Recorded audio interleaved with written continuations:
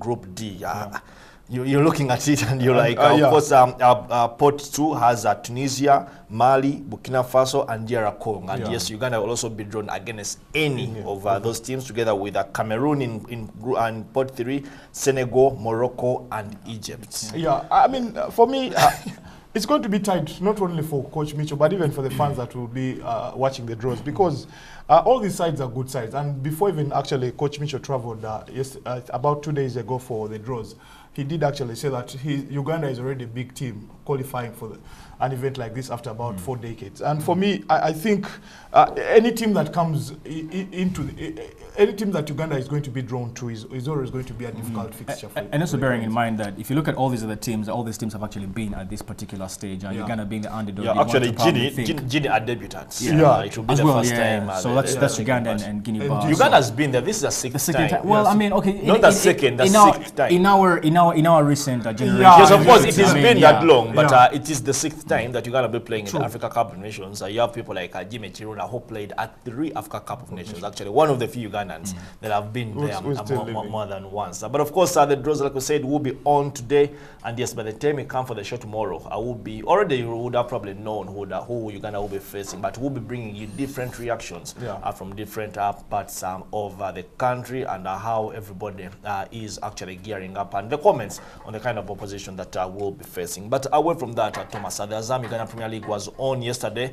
Before we talk about the shocker that you called for at the Betway Green Light Stadium, Proline traveled to Jinja, and as we expected, they drew the game 1-1, which was their 8th draw out of 10 league outings. I mean, I just don't know what is happening, but they just need to sit down and find out what exactly is not right, because it looks like they actually had to wait until the Ginger side had scored for them to equalize a minute later. Yeah, so it tells a lot about Proline. But for me, it looks like that's the goal they considered. That's the goal they considered very from Norman Ogik. It was Norman Ogik's goal. Beautiful goal. I think the 72nd or 73rd minute. 74th minute there. And for me, it looked like Savio Kabuga and his defense line was always struggling. But of course, again, Kabuga then there again heading in after some poor goalkeeping from the man himself, who is a calamity in Ginger.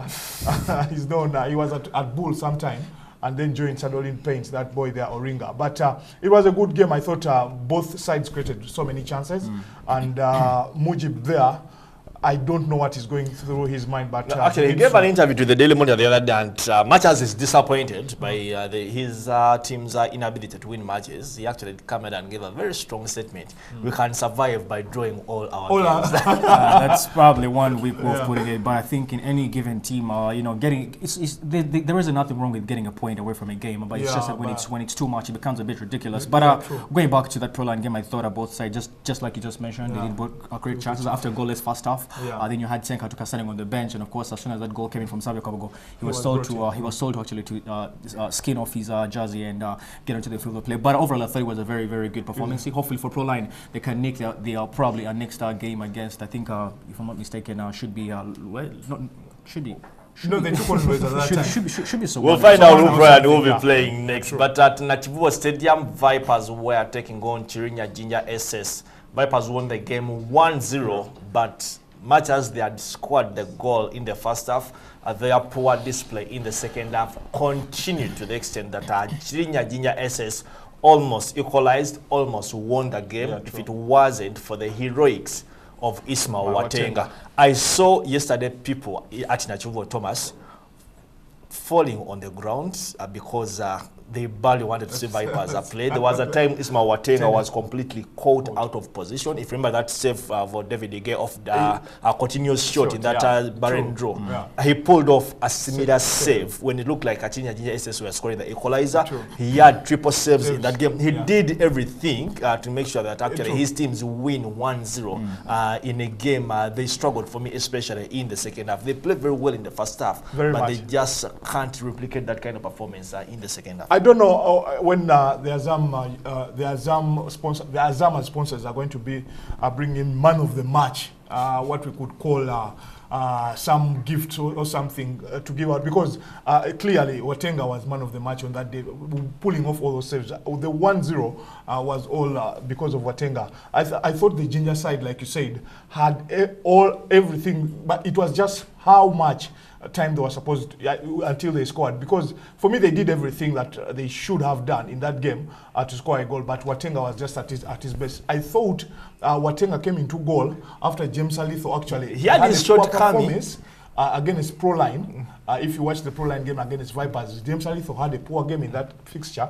I think that's why Watenga was favoured for this actually I did ask Abdul after the game, because for them Vipers is a team that rotates its goalkeepers the most. All the time, after the game, I asked him, who's your first choice goalkeeper, and without hesitation he said Ismail Watenga. But of course he's been out because of injury. He apparently did collide with the pole when they trained sometime back. The reason Alitho was in goal, but he was a bit shaky. He had his shortcomings, but he rose to the occasion, aware the team and needed him the most. But of course, we cannot leave this topic probably without discussing about GMC Hippos traveling to Onduparaka, the Betway Stadium, and picking a point. We actually spoke about a shocker, but obviously given the fact that Onduparaka have had a very good run at home, you'd think they would get this one into the bag and get all 3 points, which wasn't the case yesterday. They actually went down by a goal to nil until they equalized later on in the second half. I would want to think that Ginger club sides should be clubs to look out for this season, heading into any encounter. But for Onduparaka, it wasn't a defeat; it was another point secured. Though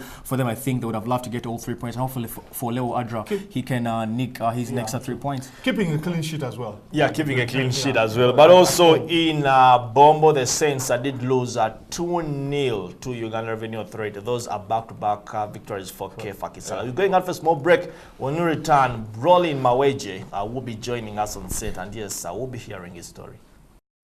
We'll be right back.